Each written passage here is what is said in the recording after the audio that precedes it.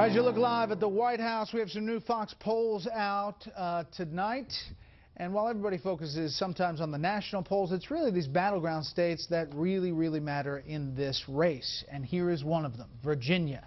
This is a big change from September until now. Here you see Romney Ryan up 2%. Now that is within the margin of error here with plus or minus 3 in this new Fox poll.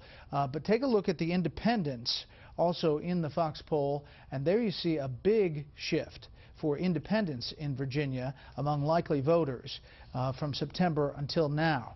Also, another shift with women voters. Now this is nationally, and this is likely voters, but another big shift and a change, and that's significant, especially in battleground states like Colorado, where the president was hoping to really make an impact. In states like Ohio, the big one, the Obama advantage still exists. Charles?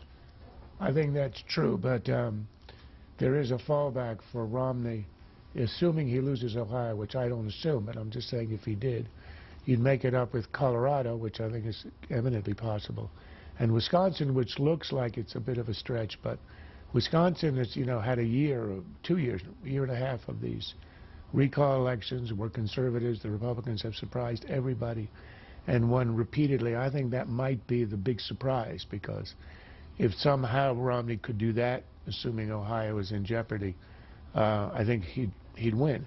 I think what's interesting here is what you saw in the Virginia vote involving women. I'm not sure I believe the national poll where there's no gap. There's been a gap for 30 years, so I'm not sure it's going to disappear. I think what's more accurate is what happened in Virginia, where the gap was cut in half from 12 to 6, which sounds about right, and that is a huge shift towards Romney.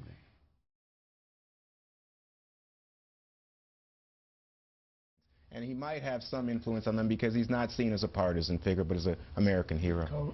Colin Powell is a great, good man and a real courageous patriot, but he will not swing 10 people in the country with that endorsement.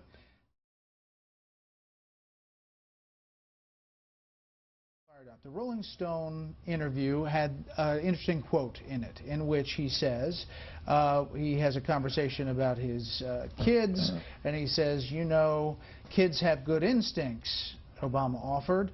They look at the other guy and they say, well, that's a BSer. And he uses the word, as you can see there, I can tell.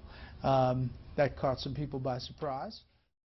I think he's made a strategic decision to abandon the advantage of being the incumbent and having the presidential air by using that kind of language, by going on these soft venues, by giving ridiculous speeches about Romney. This is the man who gave one of the great political speeches in American history 8 years ago, and he's talking about Romney, and he's talking about all this small stuff. And I think he's doing that as a way to get the demographics, young people, etc. But what he has forfeited is the stature of a president, and I think Romney is trying to portray himself as exactly that, and that could be the winning strategy.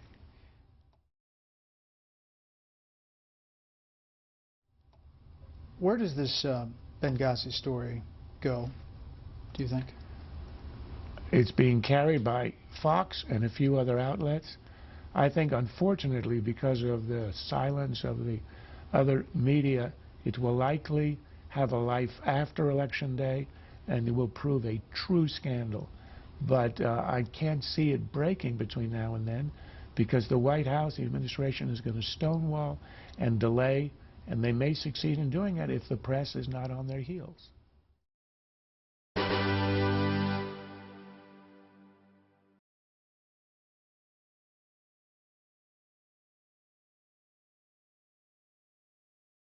This has been a Sunfish production.